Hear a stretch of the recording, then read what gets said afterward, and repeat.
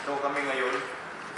Nandito sa Yanbo, isa kami sa mga empleyado dito sa sa MMG na matagal na rin nag-aantay kung kailan kami papauwi dahil overstay na kami dito at saka mayroon kaming inaasahan na tulong sa labor. Nag-file na kami ng labor.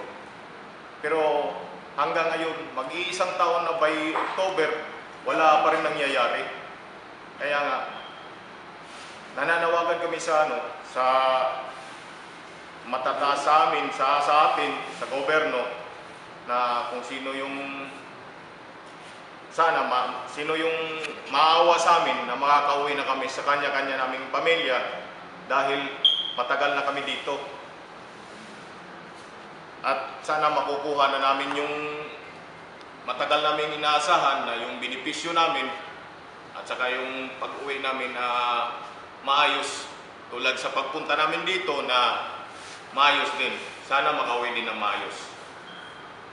Ang masaklap naman yan, nagsahod kahapon ng mga kasama namin, kaming mga tambay, hindi kami pinapasahod. Kasi yung manager namin si Noel Pastrana, ang sinasabi na Yasrib daw ang nagpasahod, kaya hindi kami nasasama. Kaya tinatanong namin, wala namang siyang sinasabi na makatulong ba sa amin o hindi.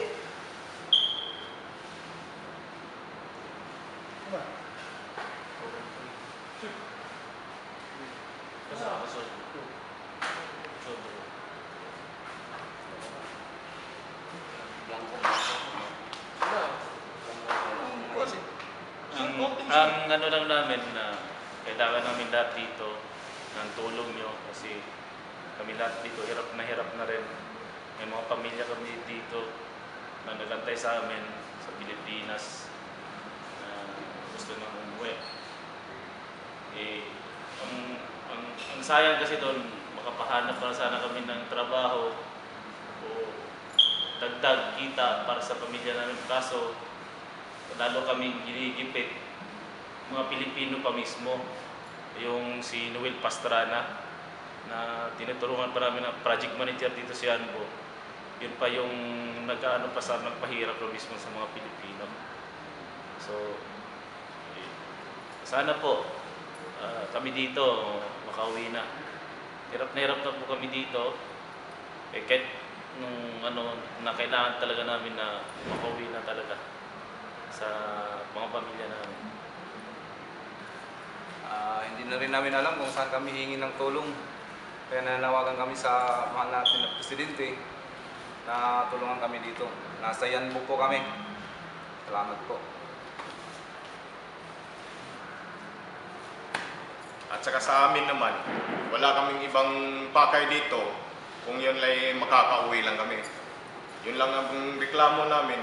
Wala naman kaming ibang hinihingi sa kumpanya na ibigay lang yung benepisyo na pinaghirapan namin sa buong taon na nagsiservisyo kami dito kasi hindi naman kami nagkukulang bilang isang trabahador dito. Yung sa mga obligasyon namin, ginagampanan naman namin. At sana, yung para sa amin, maibigay naman nila. Wala naman kaming hinihingi na iba. Yung pagpunta namin ng labor, hingi lang yun ng tulong na sana makukuha namin yung mga problema, yung hinihingi namin na sahod, benepisyo, lahat na makauwi kami sa amin. Kasi sa totoo, ganun talaga yung sitwasyon namin dito. Hirap na kami. Torture yung isipan namin dito.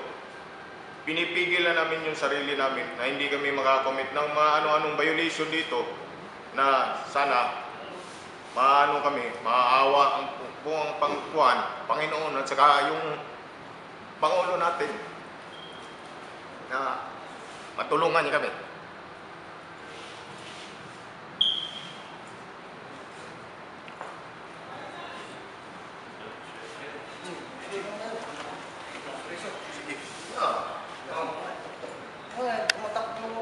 Hindi, tulong. Hindi ako marunong makipag-usap niya. Yan daw. Kaya po. Ito, Sa iba na lang. Hindi, sa iba na lang. Okay na yan. Okay na yan?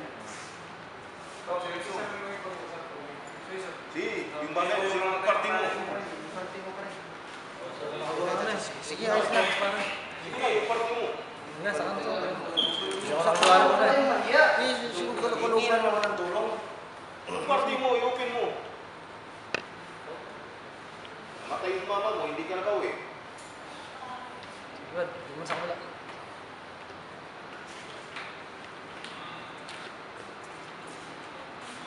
Okay na?